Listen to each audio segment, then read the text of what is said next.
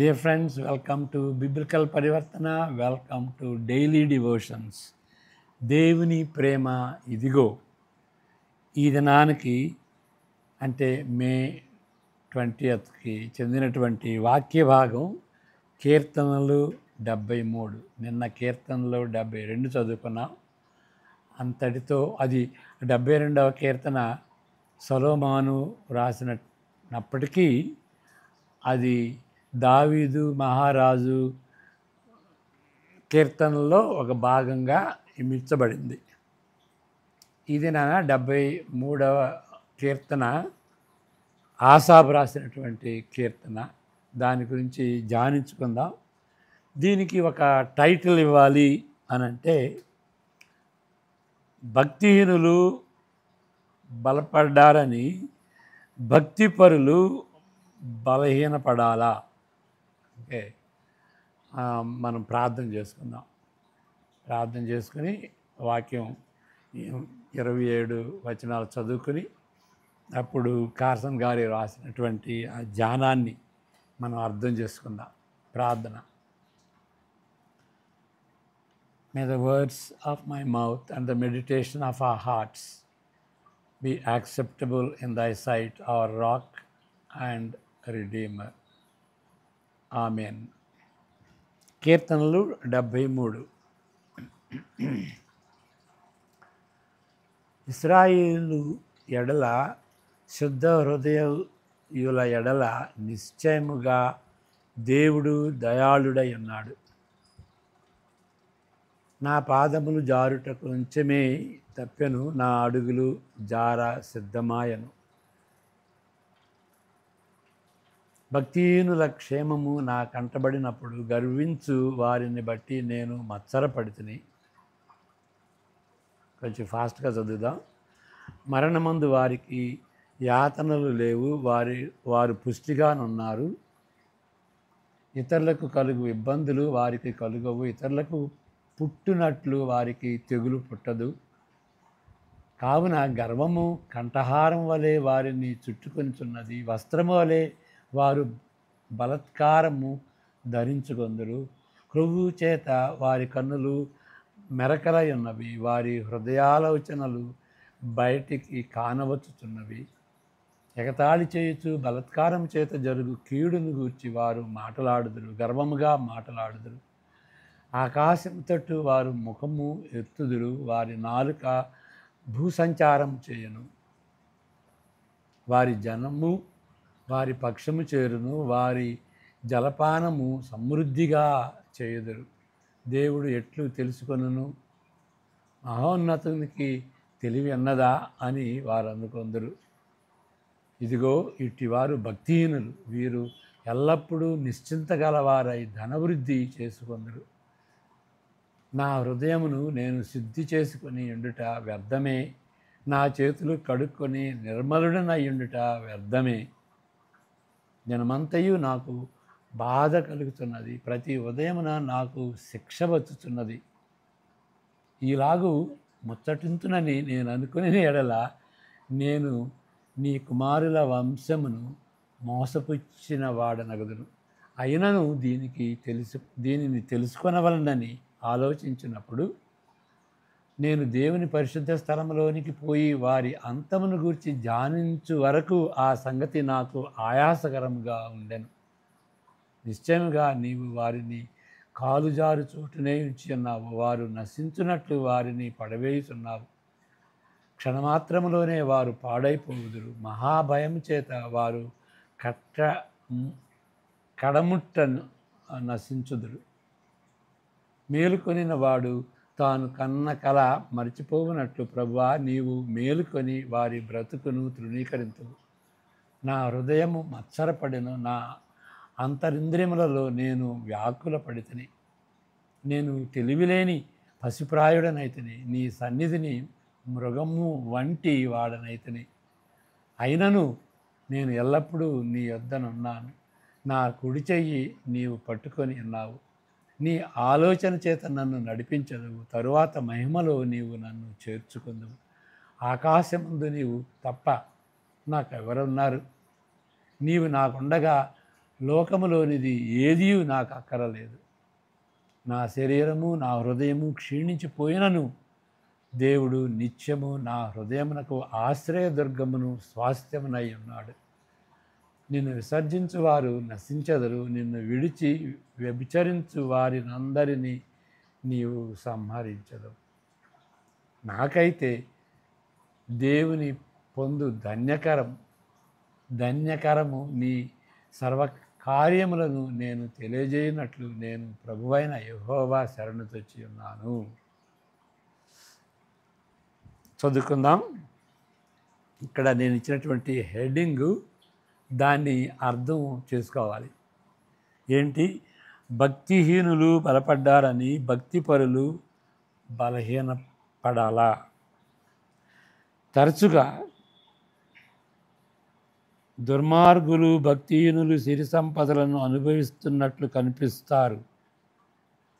దీన్ని బట్టి కలవరము చెందిన ప్రజలను ఆదరించే తక్కువ కీర్తనలో ఇది ఒకటి. ఆ విధంగా కలవరపడేటువంటి వాళ్ళని ఇలాంటివి 73 కీర్తన లాంటివి తరచుగా చాలా కొద్దిగా ఉన్నాయి. ఆ విధంగా అయినటువంటి కలవరం చెందినటువంటి వాళ్ళని ఆదరించేటువంటి కీర్తనలు.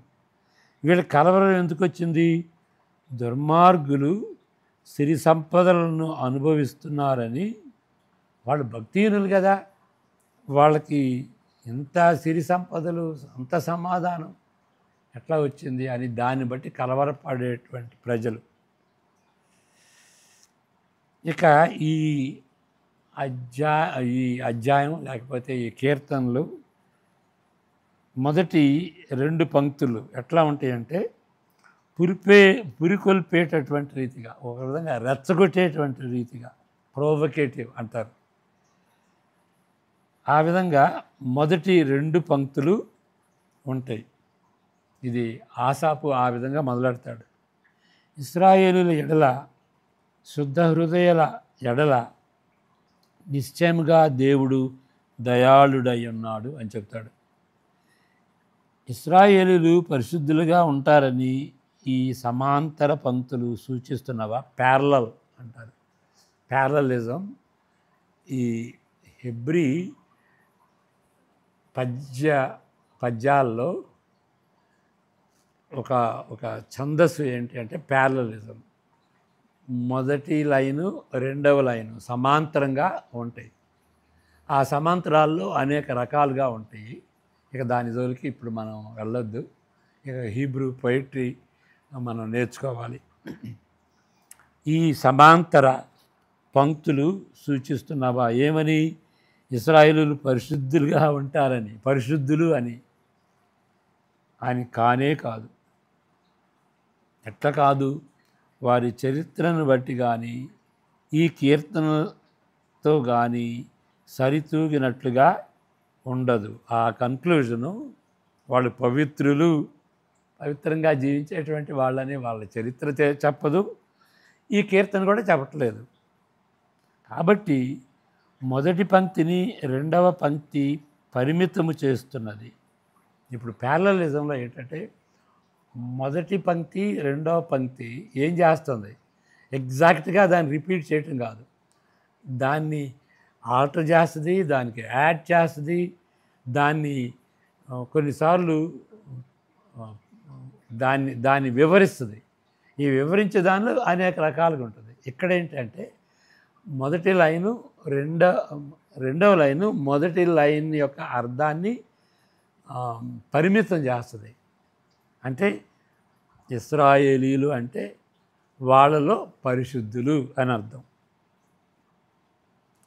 పరిశుద్ధులు కాని వారిని, ఇక్కడ వాళ్ళైతే పరిశుద్ధులు, ఇక్కడైతే ఇక ఈ కీర్తనలో విస్తృతంగా ఎవరిని గురించి వివరిస్తున్నారు? పరిశుద్ధులు కాదు, అపరిశుద్ధుల్ని విస్తృతంగా వివరిస్తున్నాడు ఈ కీర్తనలో. పరిశుద్ధులు కాని వారిని విస్తృతంగా ఈ కీర్తన వివరిస్తూ దుస్తులతో పోలుస్తున్నాడా అని అంటాడు. అలాగా బహుశా అదే అయి ఉండవచ్చును. కానీ ఇక్కడ చూడండి, నెక్స్ట్ వచనం ఎట్లా ఉంటుంది? ఆశ్చర్యకరంగా ఉంటుంది. దుష్టుల భక్తిహీనతను వివరించటం లేదు, కానీ తన బలహీనతను, అంటే ఆసాపు బలహీనతను గూర్చి చెప్తున్నాడు. ఆయన బలహీనతను, దుష్టుల బలహీనతను కాదు. భక్తిహీనుల క్షేమము నా కంటపడినప్పుడు వారిని బట్టి ఆసాపు ఈర్ష్యపడ్డాడు. అది ప్రాబ్లంగా ఎంచుతున్నాడు, అది పాపంగా ఎంచుతున్నాడు, అది బలహీనంగా ఎంచుతున్నాడు. తన నైతిక జీవము భయభక్తుల నుండి తొణికి నా అడుగులు జార స్థిరమాయను, అంతదాకా వెళ్ళాడు. ఆయన భయభక్తుల నుండి తొలగిపోతున్నాడు, పక్క దొరుకుతున్నాడు. ఆయన అడుగులు దాని నుండి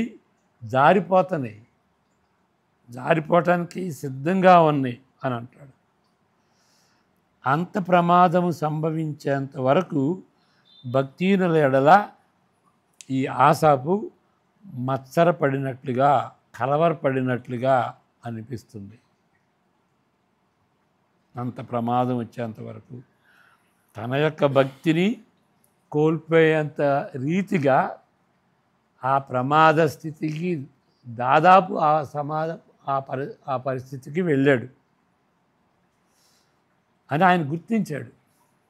దుష్టులలో దేన్ని చూచి ఆసాపు ఆ విధంగా ఆకర్షించబడ్డాడు? వారిని గురించి, వారి జీవితాలలో ఉన్న నెమ్మది, దుష్టుల జీవితాల్లో ఉన్నటువంటి నెమ్మది, వారి ఆయురారోగ్యంతో కూడినటువంటి ఆనందం, సంతోషం దానికి కారణం. 4 నుండి 12లో మనం చూస్తున్నాం.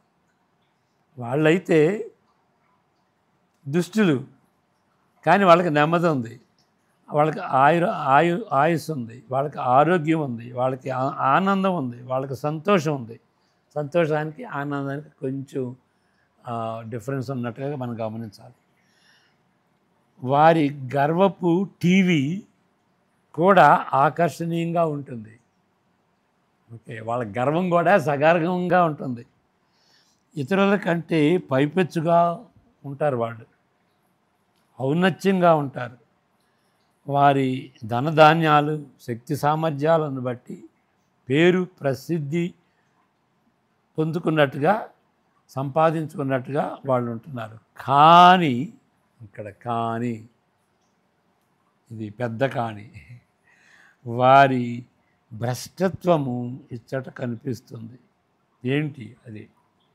దేవుని నిర్లక్ష్యమును బట్టి భయాక్రాంతిని కోల్పోయారు. This is their worst situation. అన్నీ బాగానే ఉన్నాయి, కానీ దేవుని నిర్లక్ష్యం చేశారు.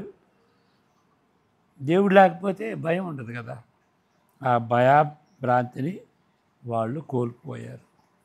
వీరు ఎల్లప్పుడూ నిశ్చింత గలవారై ధనవృద్ధి చేసుకొందురు. అది వాళ్ళ పరిస్థితి. వాళ్ళకి నిశ్చింతగా ఎట్లా ఉంటున్నారు? దేవుని నిర్లక్ష్యం చేసిన దాన్ని బట్టి. భక్తిహీనులు వాళ్ళు. కాబట్టి బహుశా నీతివంతమైన జీవితం వ్యర్థం అనే కన్క్లూజన్కి దాదాపు ఆ కన్క్లూజన్కి వచ్చాడు. నా హృదయమును నేను శుద్ధి చేసుకొని ఉండుట వ్యర్థమే, నా చేతులు కడుక్కొని నిర్మలుడై ఉండుట వ్యర్థమే. ఇప్పుడు నీతి నిజాయితీలు లేకుండా ఆ విధంగా అభివృద్ధి చెందితే ఇంకా నీతి ఎందుకు? కానీ ఇంత మేరకు ఆసాపు వచ్చినట్లు కనిపించదు. అంటే ఇక దానికి దగ్గరగా వచ్చాడు, కానీ దాన్ని టచ్ చేయాల, ఆ లైన్ని ఇంకా టచ్ చేయాల. ఎందుకనంటే ఈ విధంగా చెబుతున్నాడు, నేను నా కుమారుల వంశమును మోసపుచ్చిన వాడలగుదును. ఆ విధంగా చెబితే నా హృదయమును శుద్ధి చేసుకునటం ఎందుకు? నా చేతులను కడుక్కుని నిర్మలుడిగా ఉండటం వ్యర్థమే కదా అని అంటే, మరి అంతవరకు ప్రజలకు ఆ విధంగా చెబుతున్నాడు కదా, మరి వాళ్ళని మోసపుచ్చినట్టు అవుతాడు కదా.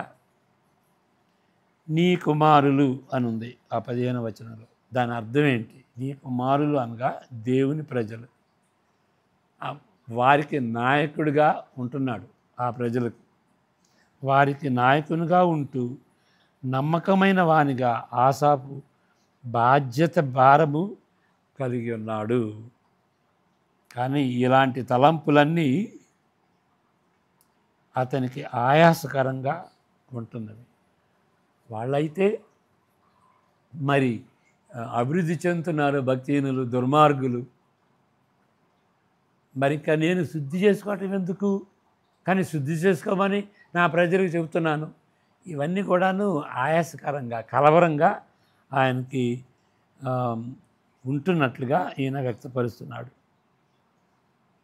మళ్ళీ చెప్తాను. నీ కుమారులు అనగా దేవుని ప్రజలు వారికి నాయకుడిగా ఉంటూ, ఈ ప్రజలకు నాయకుడిగా ఉంటూ, అంటే ప్రజలకు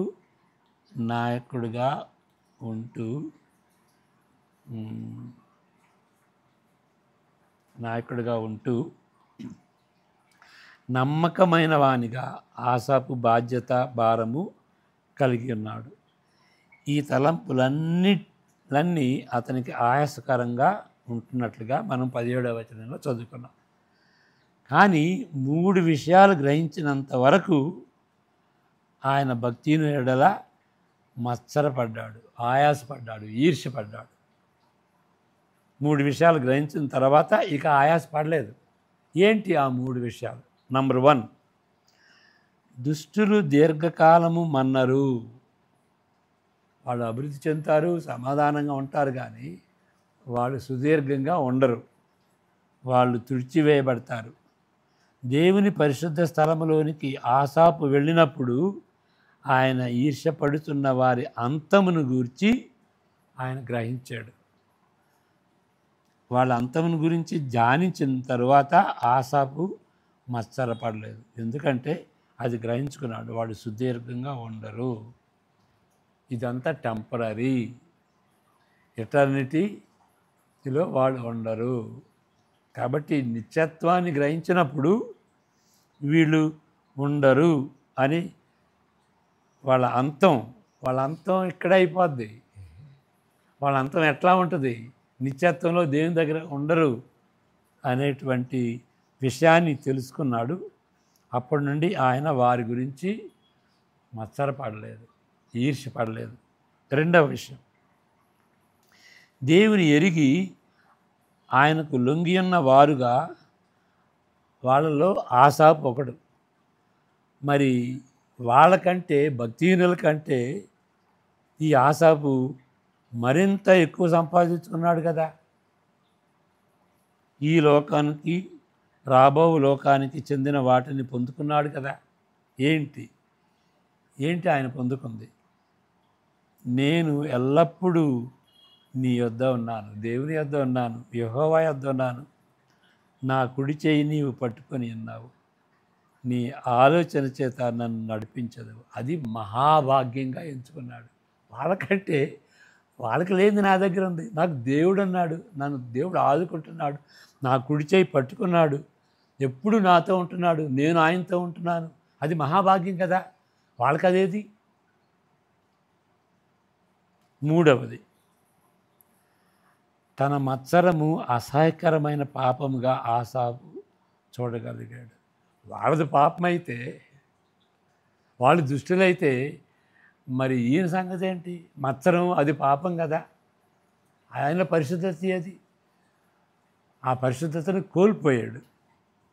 దానికి బదులుగా దేవునికి సన్నిహితంగా ఉండవలనని ఆయన నిశ్చయించుకున్నాడు. బాబు, మత్సరం ఎందుకు? వాళ్ళ గురించి నా పవిత్రతను పాడు చేసుకోవటం ఎందుకు? దేవునికి సన్నిహితంగా ఉంటాను, అది చాలు నాకు, అది భాగ్యం అని ఎంచుకున్నాడు. ఇంకేంటి నిర్ణయించుకుంది? దేవుని యొక్క సర్వకార్యములు ఇతరులకి తెలియజేస్తాను అని ఆయన నిర్ణయించుకున్నాడు. శభాష్ కదా. దేవునికి సన్నిహితంగా ఉంటాను, అదే మహాభాగ్యం. మరియా, మగ్దలేని మరియా గురించి మరి లోకాసు వార్తలో ఉంటుంది కదా. మార్ మార్త కంప్లైంట్ చేసింది, నేను అంత పని చేసుకుంటున్నాను, ఆవిడగా ఆవిడ ఎప్పుడు నీ దగ్గరే ఉంటుంది, నీ పాదాల దగ్గరే వింటుంది, కొంచెం నాకు వచ్చి సహాయం చేయొచ్చు కదా అని అంటే యేసు ప్రభు అన్నాడు, నా సన్నిహితంగా ఉంది, నా పాదాల దగ్గర ఉంది, అది మేలిమి దాన్ని ఆవిడ ఎంచుకుంది అని మేరీని ప్రశంసించాడు. అలాంటి సన్నిహితమైనటువంటి దేవునికి సన్నిహితంగా ఉండాలని ఆయన నిశ్చయించుకున్నాడు. నేను ఎందుకు మచ్చరపడాలి? అంతేకాదు దేవుని కార్యాలు చెప్తాను. దేవుని కార్యాలు, సర్వకార్యాలు. ఇశ్రాయేలుకి ఎంత కార్యం చేశాడు, సృష్టిని ఎట్లా పోషిస్తున్నాడు, దేవుని కార్యాలు ఏంటి? దేవుని కార్యాలు చాలా అమోఘమైనటువంటివి. సర్వ సృష్టిని చేశాడు, 6 దినాలు చేశాడు. మరి ఆ 6 దినాలన్నీ 7వ దినం కోసం విశ్రాంతి దినం కోసం విశ్రాంతిని ఘనపరిచాడు అన్నాడు. ఆ ఘనపరిచినటువంటి దినం కోసం ఆయన ఆ సృష్టి అంతటిని దాన్ని చూచేటట్టుగా చేశాడు అన్నమాట. ఎంత అమోఘమైనటువంటి సృష్టి. మన శరీరంలో ఎంత అద్భుతం. కళ్ళు చూడండి, ఏదన్నా గాయం తగిలితే రక్తం వస్తే వెంటనే ఆక్సిజన్ దానికి తగిలినప్పుడు, గాలి తగిలినప్పుడు అది గడ్డగట్టుకుంటుంది కదా.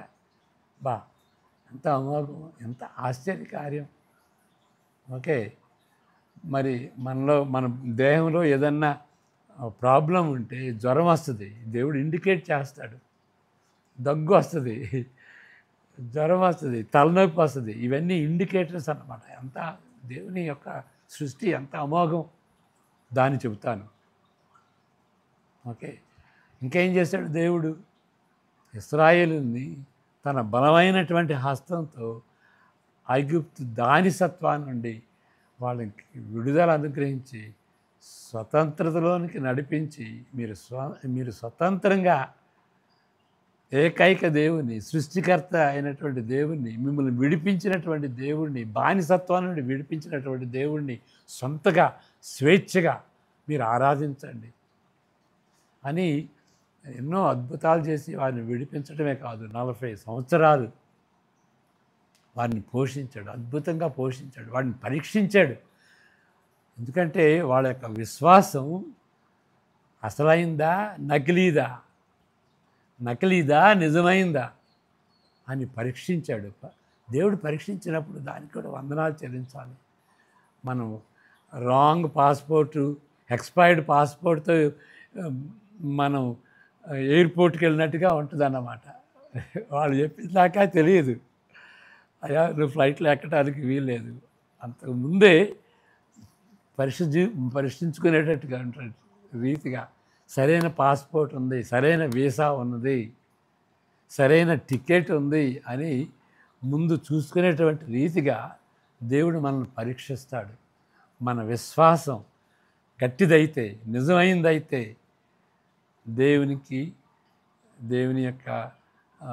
దేవుని దగ్గరికి మనం చేరతాం, పరలోకానికి వెళ్తాం. దాని అంతటికి ముందుగానే దేవుడు పరీక్షిస్తాడనమాట. ఎందుకంటే నిజమైనటువంటి విశ్వాసం ఉంటేనే మనం పరలోకంలో దేవునితో ఎల్లకాలం ఉంటాం. దాని గురించి పరీక్షిస్తాడనమాట. తీర్పు నిజమైనటువంటి తీర్పు ఏంటి? నరకం. న్యాయ తీర్పు, దేవుని యొక్క తీర్పులు, న్యాయ తీర్పులు. అక్కడికి వెళ్లకుండా ఉండటం కోసం అని ఇప్పుడే తీర్పు తీస్తాడు. మనకు భయం పెట్టుకుని, అయ్యా అలాంటి తీర్పు ఎందుకు నువ్వు వెళ్ళాలి అని దేవుడు ఇప్పుడే తీర్పు తీస్తాడు. మన జీవితంలో వచ్చేటువంటి దేవుని యొక్క తీర్పులు, జబ్బు కానీ, క్యాన్సర్ కానీ, అలాంటివి కూడాను అన్నిటిని బట్టి దేవునికి సన్నిహితంగా ఉండాలి. అదే విశ్వాసం. దేవునిపై ఆధారపడటం, దేవునికి సన్నిహితంగా ఉండటం, అదే విశ్వాసం. ఆ విశ్వాసాన్ని పరీక్షిస్తాడన్నమాట. అది దేవుని యొక్క కార్యం. మరింత అన్నిటికంటే గొప్ప కార్యం ఏంటి? యేసు ప్రభువుని, ఏకైక కుమారుని, మనం కుమారులు కావటం, యేసు ప్రభువుకి దేవుని కుమారుడు అనటానికి చాలా తేడా ఉంది. ఆయన పవిత్రుడు, మనం పాపులమి. ఆయన పరలోకాన్ని నుండి వచ్చాడు, మన జీవితాలు ఇక్కడే మొదలైనవి. ఆయన అందువలన నిజమైన కుమారుడు, ఏకైక కుమారుడు, అద్వితీయ కుమారుడు. ఓకే, తండ్రి, కుమార, పరిశుద్ధాత్మ, ఆ కుమారుడు. యేసు ప్రభువు తిరిగి లేచినప్పుడు ఆ స్త్రీలతో చెబుతాడు, ఓకే, నీ నా దేవుడు నీ దేవుడు, నా ప్రభువు నీ ప్రభువు. మన ప్రభువు అని ఎందుకు అనకూడదు? సపరేట్ చేసేసాడు. నా తండ్రి వేరు, నీ తండ్రి వేరు, నా ప్రభు వేరు, నీ ప్రభు వేరు, అందరూ కలిసి ఉండేది కాదు. అలాంటి దేవుని మనకు పంపించి ఆ శిలువ కార్యం ద్వారా మనం రక్షించడానికి పాపుల్ని, చెడ్డవాళ్ళని, దుర్మార్గుల్ని, స్వభావపూర్తిగా టోటల్గా దేవునికి వ్యతిరేకంగా ఉన్నటువంటి తిరుగుబాటుదారుల్ని రక్షించటానికి మన మీద పడాల్సినటువంటి తీర్పును ఆయన వేసుకున్నాడు కదా. అది దేవుని కార్యం, ఉన్నతమైనటువంటి కార్యం, అద్భుతమైనటువంటి కార్యం. ఆ కార్యాల గురించి, సర్వకార్యాల గురించి నేను చెప్తాను అని ఆయన నిర్ణయించుకున్నాడు. మనమే నిర్ణయించుకున్నాం? అది ప్రశ్న. దుర్మార్గుల గురించి మనం పోల్చుకుని వాళ్ళ గురించి వ్యసన పడే కంటే ఇది చాలా మేలైంది కదా. వాళ్ళని బట్టి మనం ఆత్మీకంగా ఎందుకు బలహీనపడాలి? భక్తిహీనులు బలపడ్డారని, సమాధానంగా ఉండాలని, భక్తిపరమైనటువంటి మనం ఆత్మికంగా బలహీనపడాలా? లేక బలంగా ఉండి దేవునికి సన్నిహితంగా ఉంటాను, దేవుని కార్యాలు ఇతరులకు తెలియనటువంటి వాళ్ళకి చెబుతాను, వాళ్ళకి కూడా ఈ ధన్యత ఉండేటటువంటి రీతిగా, దేవునికి సన్నిహితంగా ఉండేటువంటి రీతిగా నేను చెబుతాను దేవుని కార్యాల గురించి. ఎంత అమోఘమైనటువంటి డెసిషన్ ఆసాపు తీసుకున్నాడు. 24, 25 మరలా ఒకసారి చదువుతాను.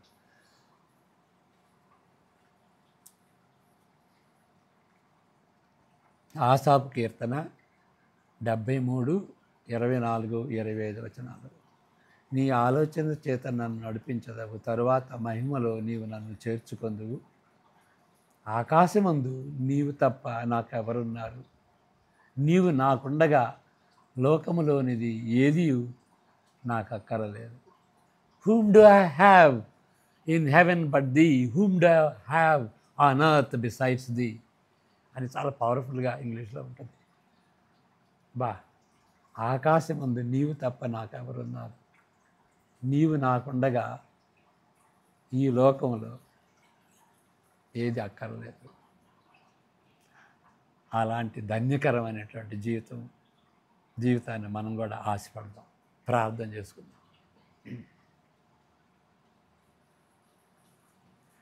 May the grace of the Lord Jesus Christ, the love of the Father, and the fellowship of the Holy Spirit, the fellowship that the Holy Spirit creates between all of us, be with us now and forevermore. Amen. God bless you.